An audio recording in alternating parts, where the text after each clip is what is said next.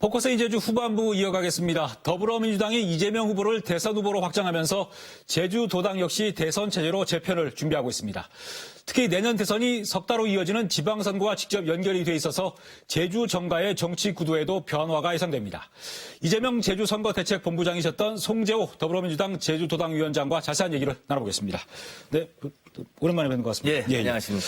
자, 지난 10일에 이재명 후보가 더불어민주당의 대선 후보로 확정이 됐습니다. 예상을 하셨던 결과입니까? 예상을 못했다는 게 맞고요. 예. 이재명 후보가 되리라고 했던 건 최초 경선이 시작된 올 7월부터야 사실 예측이 됐었고 예. 그전에 올해가 시작될 때만 하더라도 이대낙이라 그래서 이대로 가면 이낙연이다. 40% 가까운 지지를 유지하고 있었거든요. 그런 거 보면서 역시 이 민심의 바람이라는 게 굉장히 무섭다. 국민의 바다의 변화라는 게 굉장히 참 이렇게 다이내믹하구나. 이런 걸 느낄 수 있는 그런 경선이었습니다. 그 제주 경선 득표율이 55%가 조금 넘었는데 이게 최종 득표율보다 5%포인트 정도 높았습니다. 이렇게 전국보다 제주에서 이재명 후보에 대한 지지율이 조금이라도 높았던 이유를 뭐라고 보십니까? 제주도의 정확한 득표율은 56.75%고요, 당원에.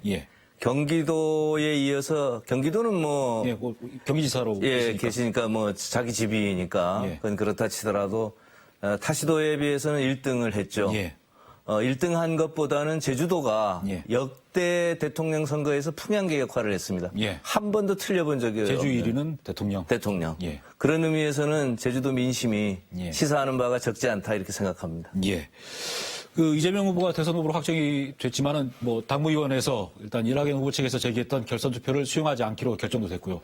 그렇지만은 이낙연 후보 지지자들 층에서 계속 어떤 논란을 제기할 가능성도 있을 것 같습니다만 당내에서 어떻게 좀 정리가 될 것 같습니까? 일단 이낙연 후보도 훌륭하신 후보고 참 내공이 세다 이렇게 생각합니다. 왜냐하면 충격이 적지 않겠죠. 올 초만 하더라도 뭐 그런 40% 이상의 지지도를 가지고 있었는데. 그런 부분들에 대해서 이낙연 후보를 지지하고 따랐던 분들이 상실감이라든가 안타까움이 적지 않다고 생각을 합니다. 그러나 그건 이제 또 그런 안타까움이고 그건 정무적 판단이고 민주당으로서는 민주당 후보가 이재명이기 때문에 이재명 후보의 소위 장단 또 이런 거에 관계없이 지지해서 대선을 승리로 이끌어야 되는 막중한 책임이 있다. 또 전 당원들이 그런 데는 하나 된 합심의 노력을 해줄 거라고 보고 또 기대합니다. 민주당의 역사이기도 하고요. 그 이재명 후보가 대선 후보가 확정된 이후에 그 대선 캠프 공동 상황실장을 맡고 있던 유성건 의원과 함께 이제 다시 하나로 뭉쳐서 원팀으로 가자 이렇게 제안을 하셨는데 지금 이런 분위기상 당장 원팀 구성은 어렵지 않겠습니까? 근데 저는 뭐 낙관합니다. 실은 민주당이 보면 이렇게 분쟁하고 싸우고 논쟁할 땐 하는데 일단 하자고 모아놓으면 그것에 또 신속하게 합쳐서 가는 그런 전통이 있거든요. 당무회의도 이의제기를 표결에 의해서 부결한 게 아니고 사실은 끝까지 끝장 토론해서라도 우리가 하나가 되자. 그렇지 않고는 국민과 당원 앞에 설 면목이 없는 거 아니냐. 또 그 토론이 한 3시간 이전에 끝냈기 때문에. 당무위원이시죠? 당무위원이어서 뭐 쭉 지켜봤습니다. 그게 그 해석. 법 조문의 당헌 당규의 해석이라든가 당규의 뭐 재정 배경이나 이런 데 주로 이야기를 하지 않고요. 많은 당무위원들께서 우리가 애정을 가지고 하나가 돼야 되지 않느냐 이런 데 초점을 맞춰서 주셨기 때문에 저는 원팀이 되는 데는 크게 무리가 없는데 다만 이낙연 후보를 지지하셨던 분들의 그런 안타까움과 또 그분들이 가졌던 정신이나 이런 부분들은 이재명 후보 측에서 적극적으로 또 수용하고 끌어안아야 된다고 봅니다. 자, 그런데 마지막 3차 국민 경선에서 늘 50% 득표를 하다가 20%로 이재명 후보의 그 득표율이 확 떨어졌습니다. 이게 뭐 여러 가지 원인들 중에 하나가 대장동 개발 사업 특혜 의혹이 어떤 투표 표심에 반영이 됐다 이런 지적이 있는데 어떻게 보시나요, 이건? 이재명 후보 측을 어쨌든 지지하고 이재명 후보의 선거를 떠맡은 제가 그거를 가지고 이야기를 뭐 이렇게 한다 그러면 변명처럼 들릴 것 같아서 조심스럽긴 한데요. 사실은 전 투표가 국민의 민심을 보여줬는데 오직 그 3차 투표만 국민 경선만 사실은 굉장히 떨어졌거든요. 그래서 저희들 왜 이렇게 됐을까 하는 부분에 대장동으로 그 불려지는 화천대유 그 국민의힘 게이트보다는 소위 카페 카페를 조직적으로 동원했다거나 또 극렬한 이 보수 예. 우익의 역선택. 예, 이런 부분들에 실제 저희들이 많은 또 증거도 가지고 있어서 예. 그렇게 내부 분석은 합니다. 그러나 그걸 국민께 그런 것 때문에 이렇게 지지도가 떨어졌습니다고 말하는 거는 예. 오히려 그것은 우리의 겸손한 태도가 아니고 예. 국민의 마음을 헤아리는 그런 태도는 아니다 해서 발표를 하든가 설명하든가 이런 건 하지 않고 있습니다. 자, 국민의힘 대선 주자들은 이 대장동 개발 사업에 관련해서 뭐 대장동 게이트라고 일단 호칭을 하면서 검찰 수사 결과에 따라서 대선 판도가 달라질 수 있을 거다 이런 입장을 보이거든요. 이런 주장에 대해서는 국민의힘 대선 주자들의 주장에 대해서는 어떻게 보십니까? 저희들은 경청하고 있습니다. 예를 들어서 국민의힘 주장대로 예. 쉽게 표현해서 이재명 후보가 그 대장동 개발과 관련을 해서 뒷돈을 받았던가 해먹었다면 그건 대통령 후보가 되면 안 되죠, 당연히. 그런 자신감, 또 그렇지 않았다는 확실한 우리가 증거가 있기 때문에 하는 거지, 국민의힘이 제공하는 그런 그 의심의 가설, 그것은 저희들은 뭐 절대 아니라고 생각을 하고 있고요. 그런 것들이 검경의 수사를 통해서 명명백백하게 이제 밝혀지다 이렇게 생각하고, 그렇기 때문에 또 거꾸로 이 대장동 게이트라고 불리는 부분이 국민의힘이 타격을 받는 국민의힘 게이트로 전환될 것이다.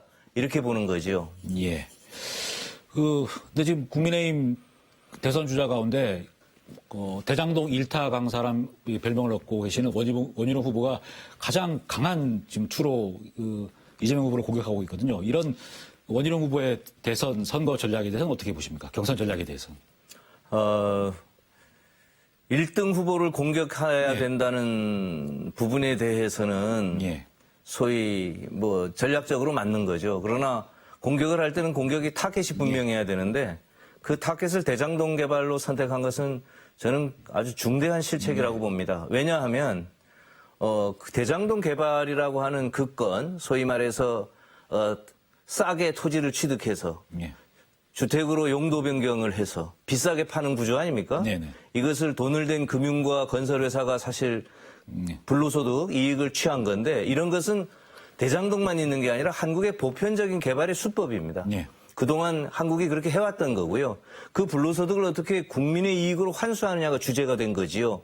이재명 후보는 그 불로소득의 절반을 성남시 이익으로 한 그거 사실은 굉장히 공적인 셈이죠.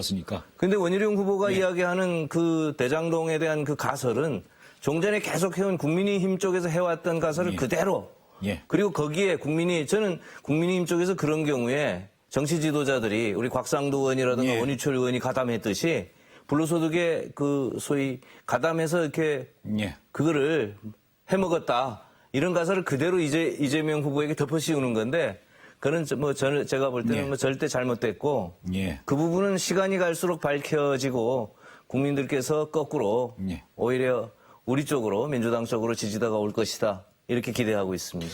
근데 야당에서는 계속해서 대장동 개발 사업 그리고 경기도 내 여러 개발 사업에 대한 의혹을 계속 제기해서 선거 이슈로 몰아갈 게 뻔한 것 같습니다만은 당 차원에서 아니면 캠프 차원에서 어떤 준비를 좀 대응책을 마련해 놓고 계신가요? 민주당 차원에서 두 가지의 가장 이제 핵심적인 이 기획단 TF가 있죠. 하나가 이 대장동 게이트라고 불려진 국민의힘 게이트를 철저하게 파헤쳐서 국민들에게 알리는 국민의힘 화천대유 TF TF고요. 또 하나는 이제 윤석열 총장이 소위 지시했다고 의심되는 고발사주 TF입니다. 두 개를 가지고 민주당은 명명백백하게 밝히는 그런 쟁점으로 우리가 지금 가지고 있는. 뭐 이 대장동 이슈가 논란이 돼서 제가 만약에 경기지사면은 지사직을 탈퇴할 것 같은데 이재명 지사는 경기도 국정감사를 받고 나서 지사직에서 물러나겠다 이런 입장을 밝혔습니다. 이런 선택에 대해서 어떻게 보시는지요? 우리 민주당 지도부가 이재명 지사의 후보께 지사직 일찍 사퇴하는 게 좋겠다. 굳이 대장동 게이트라고 불려지는 국민의힘 게이트에 말려들 게 뭐 있느냐. 선거 준비를 하는 게 낫지 않겠냐 제안을 했지요. 근데 이재명 지사께서 그걸 거부하고 당당하게 임하는 게 맞다. 왜냐하면 국민들이 그거를 아직도 여전히 이재명이가 진짜 해먹은 거 아니야? 이런 생각을 가지고 있는데 당사자인 본인이 나서서 국민 앞에 밝히는 것이 아주 정당한 태도고 도리이다 후보로서. 그래서 소위 행안위의 경기도감사 또 국토위의 경기도감사 예. 2번을 실제 후보가 직접 예. 출연해서 대답하고 예. 그것을 이제 분명하게 밝히겠다 이렇게 한 거지요. 저는 예. 아주 뭐 대통령 후보로서 강단 있는 태도라고 생각합니다. 이재명답고요. 근데 야당 쪽에서는 지사직에 있으면서 그 야당에서 요구하는 자료를 제출하지 않기 위해서 계속 지사직을 유지해서 어떤 드러나는 거에 의해서 감추려고 계속 지사직을 유지하는 거다 이런 지적이 있는데 거기에 대해서는 또 어떻게 보십니까? 그건 절대 그렇지 않습니다. 왜냐하면요. 이 사회가 굉장히 무서운 게 예. 이제는 감추는 거는 불가능한 사회입니다. 모든 자료, 모든 정보가 다 드러났고 심지어는 핸드폰에 통화한 기록까지 포렌식해서 나오는 세상인데 감추는 건 불가능한 거예요. 예. 다만 있지도 않은 것을 있는 것처럼 가짜 뉴스로 막 이렇게 해가지고 배포하는 행위가 저는 더 문제라고 보고요. 예. 저는 명명백백하게 다 나오리라고 생각합니다. 예. 없는 자료를 만들어서 줄 수는 없는 거고요. 예. 그 이재명 경기지사가 대선 후보가 되신 후에 혹시 직접 만나 보셨습니까? 예. 어떤 얘기 하시던가요? 뭐 고생했다 이런 얘기도 하시고. 고생했다기보다 예. 제가 뭐 이 드려도 되는지 모르겠는데 화천대유 때문에 확실히 이길 것 같다. 아, 예. 그거는 국민의힘이 확실히 예. 잘못 선택한 것 같다. 저한테 이제 한 말씀이 그렇고요. 두 번째는 제주도민에게 각별히 고맙다. 예. 왜냐하면 화천대유가 표심에 어떻게 작용할지를 몰랐었거든요. 예. 그걸 걱정하는 첫 경선이 제주였습니다. 예. 거기서 우리 도민들께서 56.75%의 지지를 주셔서 이재명 지사께서 아마 예. 좀 안도하시기도 했고 표정 자체도 예. 굉장히 고맙다 이렇게 하시더라고요. 예. 그 이재명 지사가 제주 경선 때 제주 와서 5가지 공약을 발표하고 갔지 않습니까? 이제 후보가 되셨으니까 그 공약을 구체화하거나 뭐 추가적으로 보완을 하실 것 같은데 어떤 걸 좀 준비하고 계십니까? 굉장히 중요한 질문인데요. 제주도 경우는 특별법에 의해서 예. 국가 전략적으로 개발을 추진해 왔기 때문에 제주도지사라든가 제주도의회라든가 우리만의 힘으로 제주도의 이 개발의 틀을 바꾸는 거는 거의 불가능하게 가깝습니다. 그래서 대통령이 당선되면 인수위를 만들지 않습니까? 예. 그 인수위에서 소위 다음 대통령이 해야 될 국정과제를 확정하는데 그때 제주도가 어떻게 가야 되는지가 들어가야 되고요. 그게 들어가야 다음 정부 5년 동안에 제주도에 어떤 일들이 벌어지고 얼마의 예산이 오고 어떤 제도가 생길지를 우리가 알 수 있는 거거든요. 그 시작이 제주도의 경선 때 이재명 후보께서 오셔서 발표한 말씀 주신 5가지의 공약이죠. 예.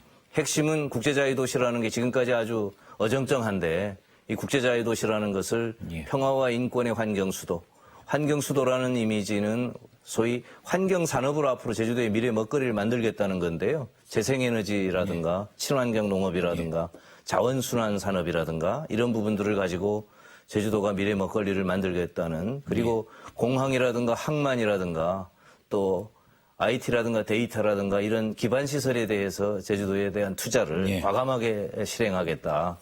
이런 5가지를 주로 해서 사삼은 물론이고요. 그래서 그런 것들이 잘 국정과제화 될 수 있도록 인수위에서 거기까지 이제 지켜가는 게 이제 우리 제주도당의 의무라고 할 수 있습니다. 인수위까지 말씀하신 거 보니까 뭐 당선을 확실시 하시는 것 같습니다. 당선을 가정하고 이제 선거를 해야 되는 것 같아서.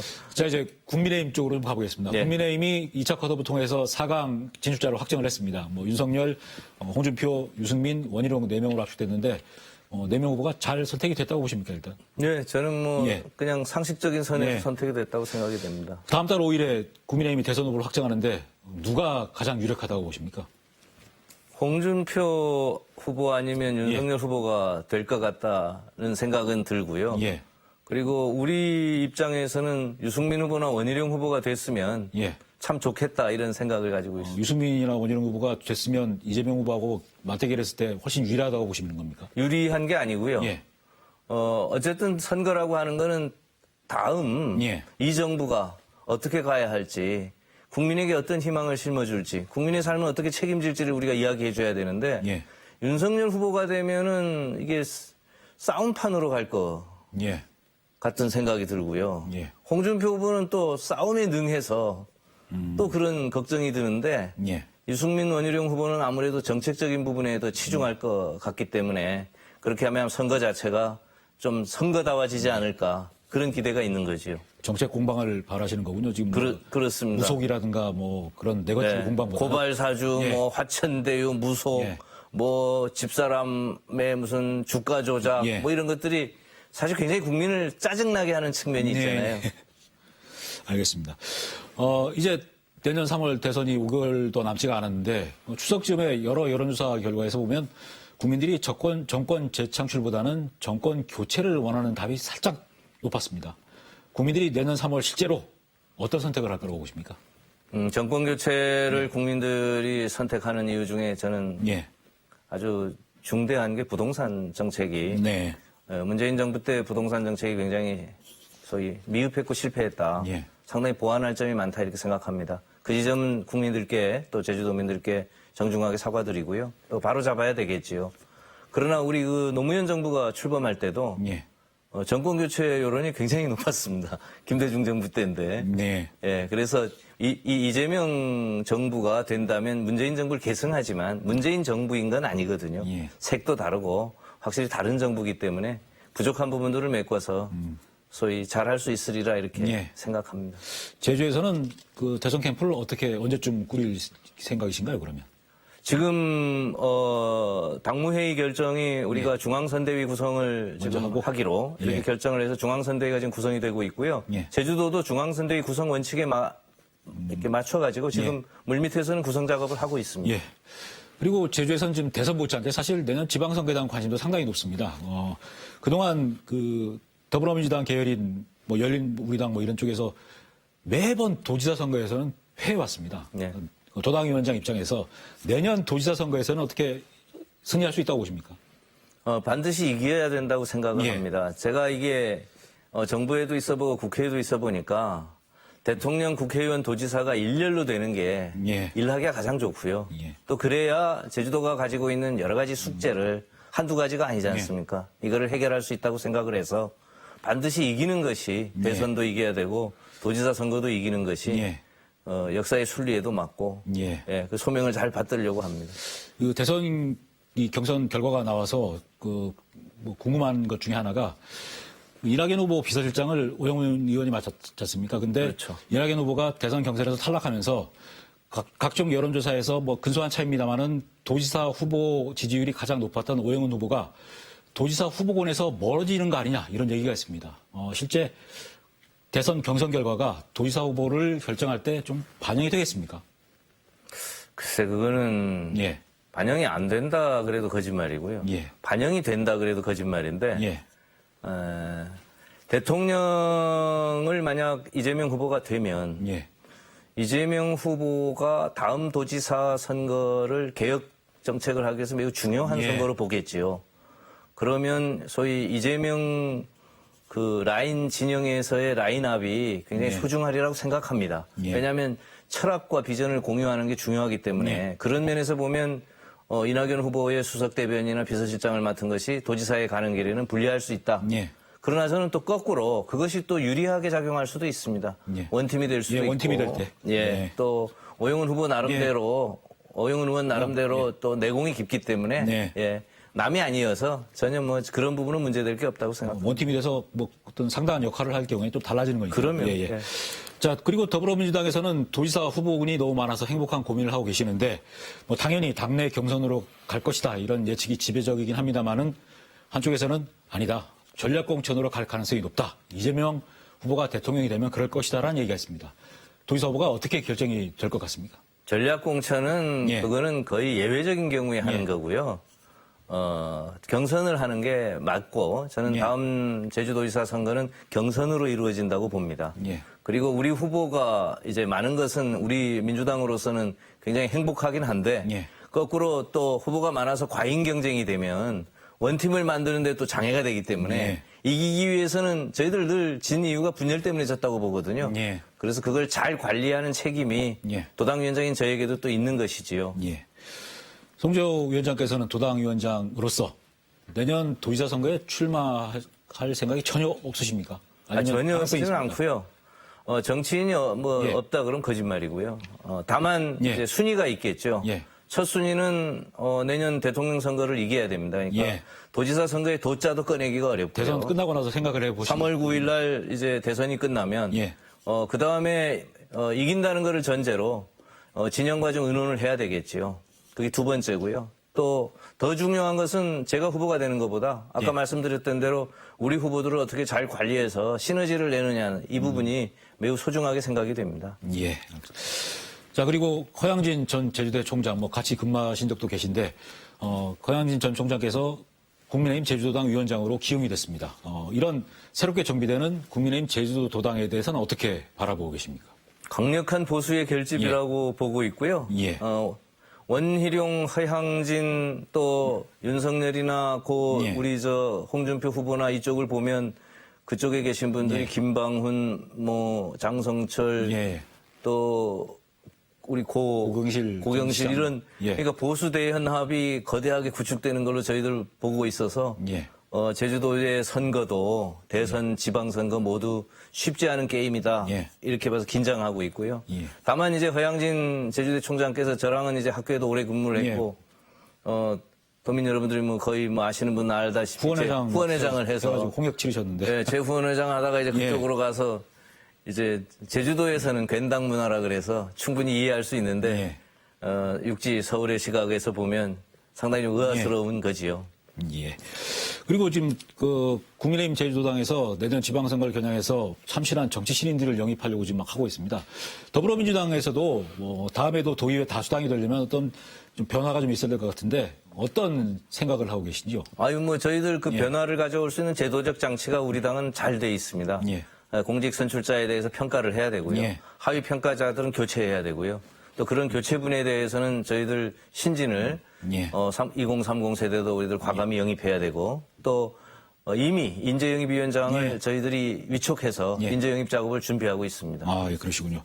자, 마지막으로 더불어민주당 제주도당의 어떤 위원장으로서 내년 대선과 지방선거에서 제주 유권자들의 지지를 끌어들이기 위해서 어떻게 하실 건지 마지막 말씀 부탁드리겠습니다. 제주도는 늘 특별법에 의해서 국가 전략적으로 개발되어 온 역사가 있고요. 그 역사가 중앙정부의 선의에 관계없이 여러 가지 수많은 부작용을 이 땅에 지금 던져주고 있습니다. 이 부분들을 수선하기 위해서는 역시 대통령의 강력한 의지가 필요로 합니다. 민주당을 지지해 주시면 반드시 대통령을 설득하고 대통령을 반드시 꼼짝 못하게 해서 제주도의 이 부작용들을 수선해서 제주다운 제주, 보다 더 강한 제주로 태어나도록 이렇게 애쓰겠습니다. 네, 말씀 잘 들었고 앞으로 남은 이제 대선 과정 열심히 해서 좋은 기대했던 성과 이루시기 바랍니다. 고맙습니다. 고맙습니다. 예. 네, 다음 달 5일 국민의힘 대선 후보까지 확정이 되면 정치권은 대선 경쟁 체제로 들어갑니다. 그 시기에 맞춰서 정부는 그동안 포기했던 서민들의 일상을 부분적으로 돌려주는 위드 코로나 정책을 시행할 예정입니다. 1년 반 넘게 기다려 되찾은 일상이 정치인들의 잘못된 행보 때문에 짜증스러운 일상이 돼서는 안 될 겁니다. 상대방을 깎아내려서 앞서는 선거가 아니라 상대방보다 나은 점을 부각시켜 국민의 선택을 받는 선거를 만들어야만 행복한 일상이 되지 않을까 감히 생각을 해봤습니다.